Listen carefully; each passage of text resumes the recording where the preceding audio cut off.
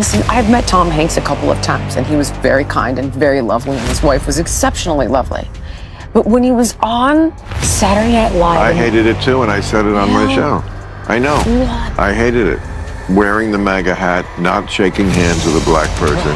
And that's when I thought, you people don't know MAGA people. Nope. I mean, they have their issues, and I certainly have my issues with them, but they're general. I mean, of course, there's some racists everywhere who are that bad, but generally, all the MAGA people I know have no problem shaking hands with the black person. You're just hysterical, and you're not helping. And nope, I agree. Not at all. That was not deplorable squared. Not helping. Bill Maher is taking direct aim at woke Hollywood, and the result is nothing short of a firestorm. The sharp-tongued comedian and talk show legend has had enough of the smug, self-righteous lectures pouring out of Tinseltown, and he's finally fighting back. In his latest rant, Maher unleashes a brutal takedown of Hollywood's favorite golden boy, Tom Hanks, sending a crystal-clear message that no one is off-limits in his full-scale war against the woke agenda. And it's not just talk. He's bringing the heat with every word. I've got every jaw-dropping clip lined up for you, starting with a moment that ignited Maher's fury. Then we'll dive into his blistering verbal smackdown that's shaking Hollywood to its core. If more folks went to church, we wouldn't be in this mess we're in now. You know what? I agree with you, Doug. I'd like to shake your hand, sir. Here we go. No, Oh, no. It's just a handshake. Yeah, it's just a handshake. Yeah, all right. You're welcome in Black Jeopardy anytime. All right. Well, thank you, my brother. Maybe I'll start a show for you to come on, and we'll call it White Jeopardy. Woke Hollywood tried to push a slick, smug narrative that painted MAGA supporters and Trump voters as crude, racist stereotypes, all disguised as comedy. When backlash hit, defenders brushed it off with the usual. Calm down, it's just a joke. But comedy isn't harmless. It shapes culture and reinforces bias, especially when blasted through mainstream platforms.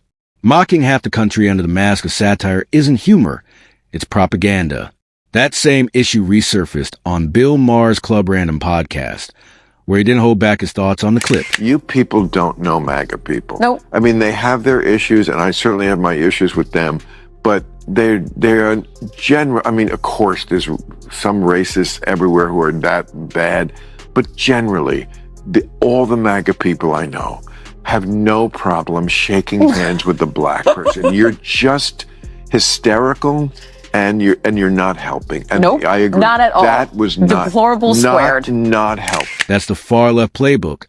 Twist the truth, demonize opponents, and move on without an ounce of accountability.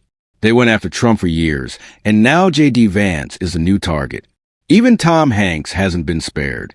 It's never about fairness or facts. It's about pushing a political narrative, no matter who gets smeared. Sadly, Hanks seems to be marching right along with them. Some defend him, saying he's just an actor reading lines. But come on, Hanks isn't some struggling newcomer. He's a Hollywood giant with the power to say no. The fact that he didn't speak louder than any line he delivered. But I'm telling you, as a liberal, I don't like it. Again, because lying offends me. I'm a comedian. When the premise isn't real, the joke is not going to work. The premise has to ring true. That premise doesn't ring true. It might have rang true, I don't know, X years ago. It doesn't now.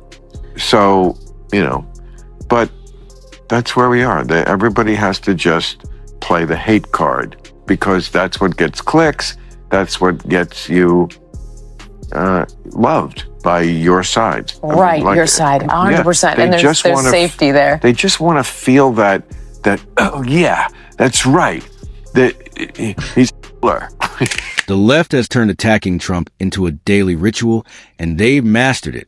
During his court trial, MSNBC treated it like the political Super Bowl, nonstop coverage, cameras on every move, pure spectacle. It wasn't journalism, it was obsession. They truly thought this media circus would secure them an election win. But it didn't destroy Trump. It exposed their desperation and how little they care about the real issues Americans face. Reminded me of an abuser who goes back to a woman and puts on the mask. I'm charming. I'm totally loving. I will never hurt you. You can trust me. I get you. We're together. We're a partnership. But then as soon as the woman does something, could be anything, to set him off, the veil comes down and you realize this has been someone pretending. This whole thing that's been wooing me in has been an act. And oh my God, I was almost fooled. Thank God I saw the moment of reality. That's what that thing was to me, because Saturday Night Live hates conservatives. Megyn Kelly's point is clear. Tom Hanks doesn't seem to think much of conservatives or the MAGA movement. For years, he's played the friendly, all-American nice guy, but now the mask has slipped. The real Tom Hanks is showing, and the contempt isn't even hidden anymore. As for the network, their bias is no secret. They're fully committed to the woke agenda, pushing divisive narratives that mock anyone outside their bubble. That's expected. But Hanks, that's the disappointment, because people actually thought he was different. The veil was down and we saw what they really think of all of us, not just MAGA, but anybody on the right. They think you're a racist. They think you're all the ists for all sorts of psychological reasons that we've gone into and don't need to here.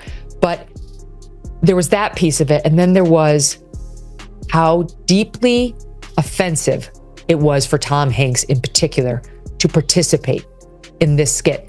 Tom Hanks, who started off on this stupid show called Bosom Buddies, which maybe it was ahead of its time because it was about two men who dressed as women in order to get the living arrangements they wanted. So it was guys dressed, in sort of in drag. And he was hilarious and he was a nobody. And it was a stupid show that made us fall in love with him because he was so funny and bumbling. That's how the woke mob works. It shuts down logic, fuels outrage, and traps people in a fake reality. One minute you're thinking clearly. The next you're parroting talking points and attacking others just to fit in. It's groupthink at its worst, rewiring people's sense of self while they cheer their own downfall. Just look around. Whoopi Goldberg constantly on the edge of cancellation. Sunny Hassan alienating half the audience. Drew Barrymore's image in free fall.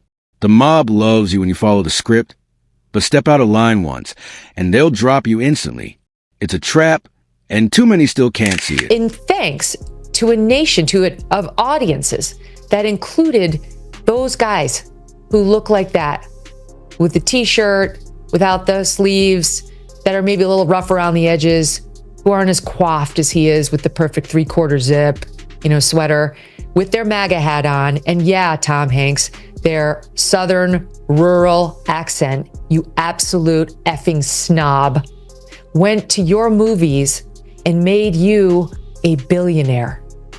And your thanks to them is to mock and belittle them in the 2 minutes you had to portray what they might be like. Shame on you. Tom Hanks disappointed fans who admired both his work and the integrity he seemed to represent. Once a symbol of fairness above Hollywood's political fights, that image crumbled when he joined in mocking MAGA supporters. This wasn't acting. It was a clear statement that belittled half the country. It's not about canceling him. It's about fairness. We saw it, and we won't forget. Except, this is the big problem with that joke. President Trump assembled the largest coalition of black voters and Hispanic voters, and just kind of racially diverse voters generally, that any Republican has assembled in decades. Certainly in my lifetime. So that's the problem with the joke. It's not reflecting reality. And it's just so tired. The thing I really like about this sketch is it shows that Hollywood has learned nothing. I know that SNL is taped in New York, but the broader entertainment industry has learned absolutely nothing. Trump supporters come from all walks of life, different backgrounds, faith, and incomes, showing how the GOP has grown more diverse. The old stereotype of conservatives as narrow-minded just doesn't fit anymore. While Republicans adapt to real-world concerns, Democrats cling to outdated, elitist, woke messaging, ignoring everyday Americans. People want solutions, not lectures, and the GOP is at least listening, while the DNC echoes in its own bubble. They think, wow, we just got our clocks cleaned. We lost an historic proportion of black voters, black male voters that we relied on, and Hispanic voters. We thought we could run really hard on the immigration issue, but it turns out almost half of Hispanics like Trump. We even lost a lot of young women under 30. Yikes. All right, let's just double down on exactly what we were doing.